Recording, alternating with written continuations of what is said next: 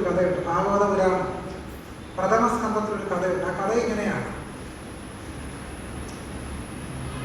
ഒരു ദിവസം യുദ്ധത്തിന് ശേഷം ദുര്യോധനൻ തുട തകർന്ന് കുരുക്ഷേത്ര ഭൂമിയിൽ വീണു കിടക്കുകയാണ്.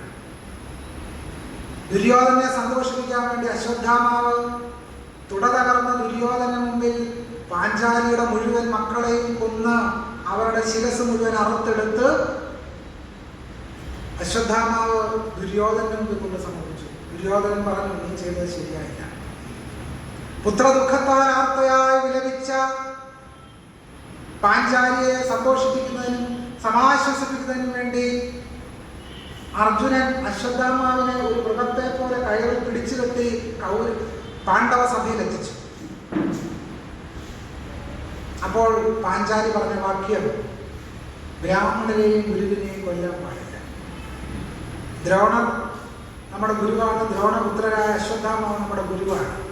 സർവോപരി അദ്ദേഹം, അതുകൊണ്ട് എന്ത് ചെയ്യാൻ പാടില്ല, കൊല്ലാൻ പാടില്ല. ആ സമയം മറ്റൊരാളുണ്ടായിരുന്നു, നമ്മുടെ പുരോഗമനകാരിയുടെ ബഹുസ്വര കൃഷ്ണൻ. അതേതര കൃഷ്ണൻ.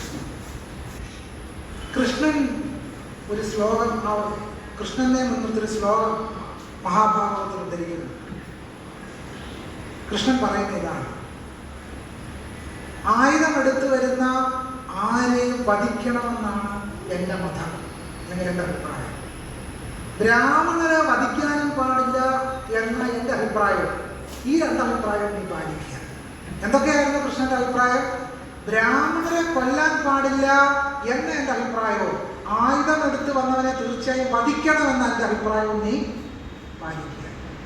അപ്പൊ അർജുനൻ ചെയ്ത പരിപാടി, തൻ്റെ കയ്യിലിരുന്ന വാളുകൊണ്ട് അർജുനൻ അശ്വത്ഥാമാവിന്റെ ശിരസിലിരുന്ന രത്നവും മുടിയും ഒരുമിച്ച് അറുത്തെടുത്തു. ബ്രാഹ്മണനെ കൊല്ലാൻ പാടില്ല എന്ന വിധി പാലിക്കുകയും ചെയ്തു. അതേ സമയത്ത് തന്നെ യുദ്ധത്തിന് തയ്യാറായി വന്നവനെ വധിക്കുക എന്ന് പറയുന്ന കർമ്മപരിപാടി നടത്തുകയും ചെയ്തു. കാരണം ബ്രാഹ്മണന്റെ മുടി അറുത്തെടുത്താൽ അവന്റെ ജീവൻ അപഹരിച്ചതുപോലെയാണ് എന്നുള്ളതാണ്. അതുകൊണ്ടാണ് തെറ്റ് ചെയ്യുന്ന ബ്രാഹ്മണനെ അവന്റെ സ്വത്തോടുകൂടി തല മുണ്ടനം ചെയ്ത് കഴുതപ്പുറത്ത് കയറ്റി അയക്കുക എന്നത് മാത്രമേ ചെയ്യാൻ പാടുള്ളൂ. മുട്ടയടിക്കുക എന്ന് പറഞ്ഞാൽ മറ്റുള്ളവരെ കൊല്ലുമ്പോൾ ബ്രാഹ്മണനെ മുട്ടയടിക്കുക എന്ന് പറഞ്ഞാൽ ബ്രാഹ്മണന്റെ തലയിലെ രോമത്തിന് സമമായ ഉള്ളു മറ്റുള്ളവരുടെ ജീവൻ. ഇതാണ് ബ്രാഹ്മണന്റെ ഒരു രോമം മറ്റുള്ള മനുഷ്യരുടെ ജീവന് സമമാണ്.